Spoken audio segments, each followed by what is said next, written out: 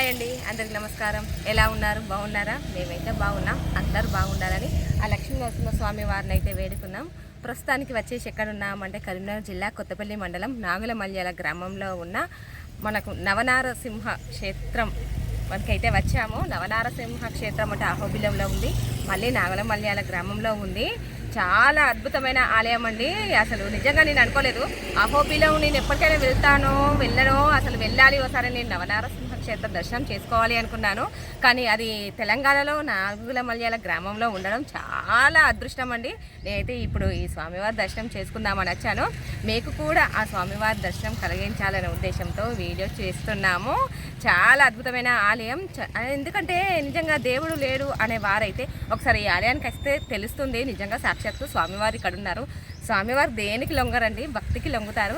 అది ఎలా అంటే ఒకసారి మన వివరాల్లోకి అయితే వెళ్ళి అర్చకుల మాటల్లో అలాగే కొంతమంది భక్తులు అయితే ఉన్నారు, వాళ్ళు కూడా చెప్పారు స్వామివారి గురించి. చాలా అంటే నేను ఇంకా మాటలో చెప్పలేను, అంత అద్భుతమైన ఆలయం.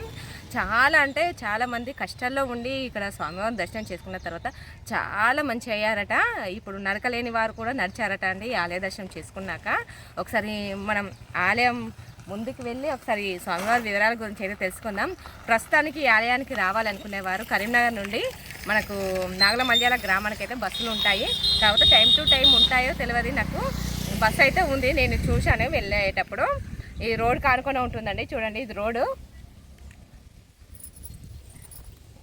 ఇక్కడ స్వామివారు వెహికల్లో రావాలనుకునేవారు మనకు కరీంనగర్ నుండి వెమ్లవాడ వెళ్ళే రూట్లో బావుపేట ఉంటుంది. బావుపేట నుండి 2 కిలోమీటర్ల లోపలికి వస్తే మనకు ఈ ఆలయ దర్శనం అయితే కలుగుతుంది. తప్పకుండా రండి, ఎందుకంటే ఇది 10 మందికి షేర్ చేయండి కూడా. ఎందుకంటే ఇటువంటి అద్భుతమైన ఆలయం అసలు దర్శనం కలగడం నిజంగా నేను ఏ జన్మలో ఏ అదృష్టం చేసుకుంటేనో ఈ ఆలయానికి వచ్చాను. అంత అద్భుతమైన ఆలయం అండి. ఇప్పుడు మనం వీడియోలోకి అయితే వెళ్ళి చూద్దాం, స్వామివారి వివరాల గురించి తెలుసుకుందాం. ఎక్కడ కానీ స్కిప్ చేయకుండా చూడండి, చాలా అద్భుతమైన వివరాలు ఉన్నాయి. ఒకసారి ముందుకు వెళ్దాం పదండి.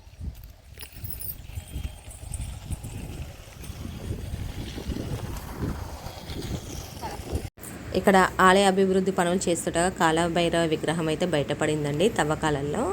చూడండి స్వామివారు. మనం పైకి వెళ్ళే మార్గంలో ఈ స్వామివారు ఉంటారండి. అక్కడ మనకు కనబడుతుంది గోశాల, ఆలయానికి సంబంధించిందండి.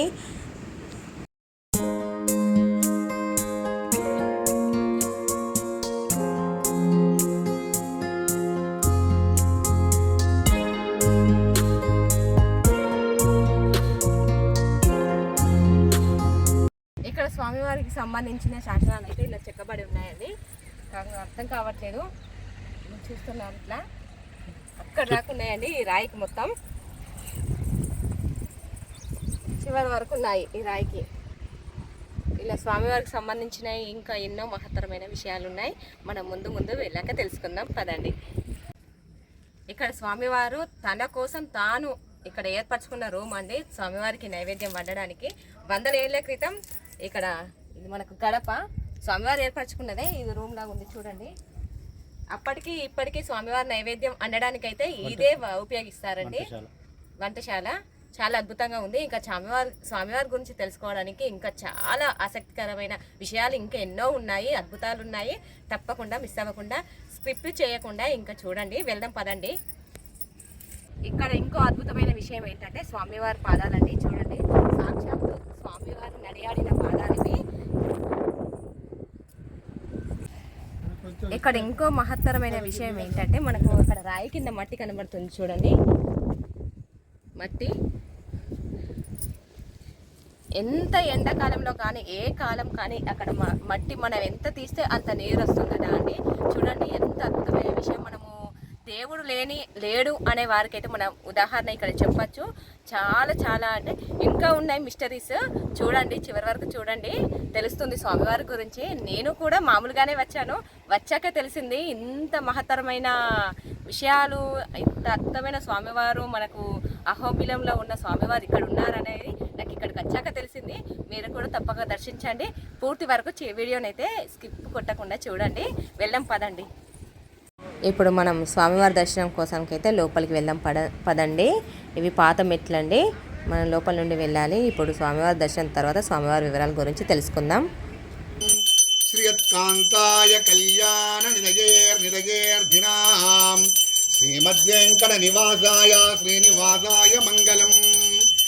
ఇది స్వామి సన్నిధానికి వచ్చి ఎవరైతే ఘంటానాదం చేస్తారో, ఘంటానాదం చేసి నామస్మరణ చేస్తుంటే స్వామివారి ముఖానికి కాకుండా చుట్టుపక్కల ఇట్లా నీళ్ళు వస్తూ ఉంటాయి, ఇట్లా వాటర్ లాగా చెమట లాగా వస్తూ ఉంటుంది. ఇది ఇక్కడ ప్రత్యేకత.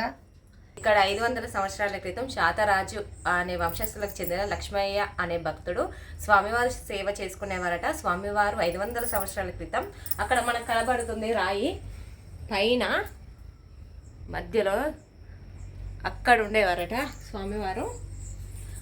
అప్పుడు స్వామివారు అక్కడ ఉండేవారట. ఆ లక్ష్మయ్య అనే భక్తుడు అక్కడికి వెళ్ళి స్వామివారి సేవ చేసుకునేవారట.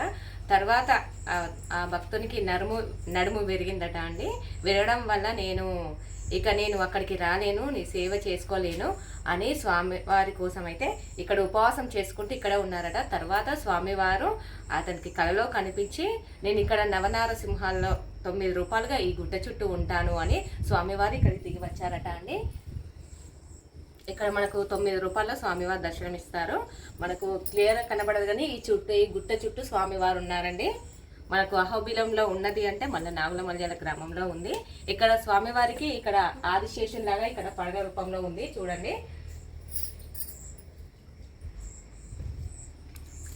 ఇక్కడికి వచ్చిన భక్తులైతే ఎంత బాధతో వస్తారో అంత సంతోషంగా వెళ్తారట అండి. తప్పకుండా రండి. బాధలో ఉన్న వారికి అయితే స్వామివారి అనుగ్రహం తప్పకుండా కలుగుతుంది. ఇప్పుడు ఆ వంశస్థులకు చెందిన ప్రస్తుతం ఆలయ అర్చకులు ఇక్కడ మనతో ఉన్నారు. ఇప్పుడు వీళ్ళేనండి స్వామివారిని ఇక్కడ స్వామివారి సేవ చేసుకుంటూ ఉంటున్నారు ప్రస్తుతం. ఇప్పుడు మీరే చేసుకుంటారు కదా? మేమే చేస్తున్నామండి. అంటే ఎట్లా రోజు వస్తారా? ప్రతి శనివారం వస్తాం. ఎవరన్నా పట్టుకలుగా ఏదైనా పెళ్లి రోజు కానీ పుట్టినరోజు కానీ ఉన్నాయంటే వస్తాం. ప్రతి వైశాఖ పౌర్ణమి రోజు కళ్యాణం జరుగుతుంది, శోభాయాత్ర జరుగుతుంది, తెల్లవారి బండ్లు తిరుగుతాయి. ఒకరోజు ముందు హోమం జరుగుతుంది. ఒక 2 సంవత్సరాల నుంచి ఈ గుట్టను కాపాడి దేవుని కోసం కొంచెం డెవలప్ కావాలంటే వీళ్ళు ఒక కమిటీ వేసుకున్నారు. ఊరు వాళ్ళు వేసుకొని మా వంశస్థులే పూజ చేయాలంటే మమ్మల్ని పిలిపించుకొని పూజ చేయించుకుంటారు. అప్పటి నుంచి సక్రమంగా మంచిగా జరుగుతుంది. భక్తులందరికీ కోరిన కోరికలు తీరుతున్న కొండంత దేవుడు అవుతున్నాడు. మంచిగా ఇప్పుడు నడవలేని వాళ్ళు నడుస్తున్నారు, మాటలు రాని వాళ్ళకి సిరిసిల్ల నుంచి మాటలు వచ్చినాయని వచ్చిండ్రు, చింతకుంట నుంచి నడక వచ్చిందని వచ్చిండ్రు. కళ్యాణం 35 సంవత్సరాలు ఉన్న అమ్మాయికి కళ్యాణం కాలేదంటే ఇక్కడ అక్షంతలు తీసుకపోయేస్తే కళ్యాణం కూడా జరిగింది. ఆ భక్తులందరూ ముందు మాకు మీరు వస్తున్నారని ఇన్ఫర్మేషన్ ఇస్తే అందరినీ మేము పిలిపిద్దాము. అలా మంచి కోరికలు తీరుస్తున్న మంచి భగవంతుడు. నమస్తే అందరికీ, యాత్ర ప్రేక్షకులందరికీ నమస్తే. నా పేరు మలయాళ రాజాగౌడ్. మా నాగులమల్యాల గ్రామం, కొత్తపల్లి మండలం, కరీంనగర్ జిల్లా. ఈరోజు నాగులమల్యాల గ్రామంలోని ఏకశిలపై వెలిసిన అంటే ఒకే బండ రాతిపై ఉన్నటువంటి లక్ష్మీ నరసింహస్వామి వారు స్వయంభూగా వెలిశారు. అట్లాగే ఈ స్వామివారు ఈ గుడిలో నవనారసింహస్వామిగా వెలిశారు. అట్లే ఏకశేష పడగ స్వామిగా కూడా పేరుంది స్వామివారికి. ఈ గుడి మీద చిట్ట చివరన ఒక పెద్ద చింత చెట్టు వృక్షం ఉన్నది. స్వామివారికి పడగలాగా వెలిసింది అది. ఇదంతా స్వామివారి మహత్తు. ఇది మా తాతల ముత్తాతల నుండి కొన్ని వేల వందల సంవత్సరాల నుండి ఈ గుడి పురాతన కాలం నుంచి ప్రసిద్ధి చెందింది. దీనికి ఎన్నో రాష్ట్రాల నుండి చాలామంది భక్తులు వస్తుంటారు. ఈ స్వామి ముఖ్యంగా సంతానం కాని వారికి, రుణబాధలు ఉన్న వారికి కోరికలు తీర్చే స్వామిగా పేరొందారు. ఈ స్వామివారు ఈ గుట్ట మీద అమ్మవారి స్వామివారి పాదాలు ఉన్నాయి, కోనేరు ఉన్నది, ఒక వంటశాల ఉన్నది. ఇది చాలా స్వామివారికి సంబంధించిన విశిష్టమైన ఉన్నాయి. ముఖ్యంగా ఏంటంటే ఆ రోజుల్లో స్వామివారికి ఈ గుట్ట గురించి లిఖించినటువంటి ఒక శాసనం లిపి ఉన్నది. అది ముఖ్యంగా అది ఉన్నది. ఇంకొకటి ఏంటంటే ఈ గ్రామంలో యువకులం, విద్యావంతులం, మేధావులం అందరం గ్రామ పెద్దలందరిది, గ్రామ ప్రజలందరి సహకారంతో ఈ గుడిని అభివృద్ధి చేయాలని చెప్పేసి మేము ఒక 20 మందిని కంకణం కట్టుకొని ఆర్థికంగా మనిషికి ఒక 1,00,000 రూపాయలు వేసుకొని మిగతా గ్రామస్తులందరి దగ్గర మిగతా వారందరి దగ్గర చందాలు వసూలు చేస్తూ గుడి అభివృద్ధికి మేము పూనుకున్నాం. ఆ అభివృద్ధిలో భాగంగా ఈరోజు ఉత్తర ద్వారం చేసినాం. అట్లాగే మెట్లు వేసినాం స్వామివారికి. ఇంకా వివిధ అభివృద్ధి కార్యక్రమాలు చేస్తున్నాం. ఇంకా చాలా చేయాల్సి ఉంది. దీనికి ప్రభుత్వాన్ని కూడా మేము సహాయం కోరుతూ ఉన్నాం. అట్లాగే మన తెలంగాణ రాష్ట్ర ప్రజలందరినీ చందారూపకంగా కానీ వస్త్రరూపకంగా కానీ మీరు సహాయం చేయాలని చెప్పేసి కోరుతూ ఉన్నాం. ఈ లక్ష్మీ నరసింహస్వామి కోరిన కోరికలు తీర్చే స్వామిగా చాలా ప్రసిద్ధి ఉన్నది.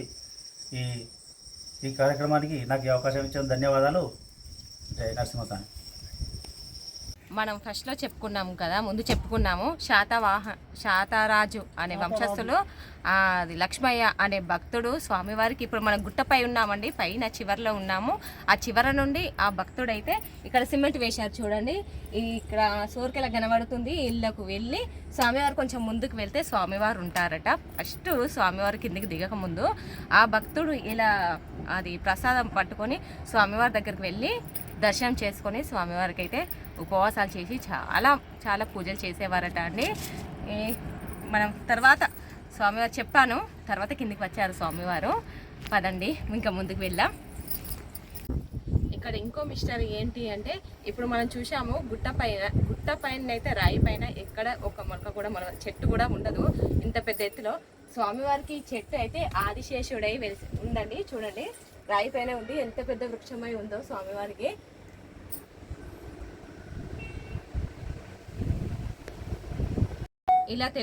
ఇలా తెలుసుకుంటూ పోతే స్వామివారి గురించి ఎన్నో అద్భుతమైన వివరాలు ఉన్నాయండి. ఇక్కడికి వస్తే తెలుస్తుంది. కంపల్సరిగా తప్పకుండా ఆపదలో బాధలో ఉన్నవారైతే కంపల్సరిగా వచ్చి ఈ ఆలయాన్ని దర్శించండి. చాలా అద్భుతమైన ఆలయం. అది మన తెలంగాణలో నాగుల మల్యాలలో ఉండడం చాలా అదృష్టం. నేను చెప్తాను ఎలా రావడం అనేది. ఇప్పుడు మన కరీంనగర్ నుండి నాగలమల్యాల వెళ్ళే బస్సులు ఉంటాయండి. బావుపేట నుండి లోపలికి రావాలి.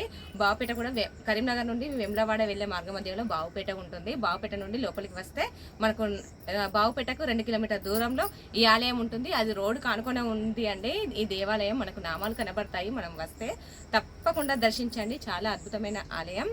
ఇది 10 మందికి షేర్ చేసి మీ వంతు సహాయం చేయండి. ఎందుకంటే 10 మందికి తెలుస్తుంది ఆలయం గురించి. అలాగే ఆలయ అభివృద్ధి కోసానికైతే ఈ గ్రామస్తులు చాలా ఆరాటపడుతున్నారు స్వామివారి గురించి. 10 మందికి తెలియాలనే ఉద్దేశంతో మీ వంతు కూడా 10 మందికి ఈ వీడియోని షేర్ చేసి మీ వంతు సహాయం చేయండి. ఉంటానండి, బాయ్.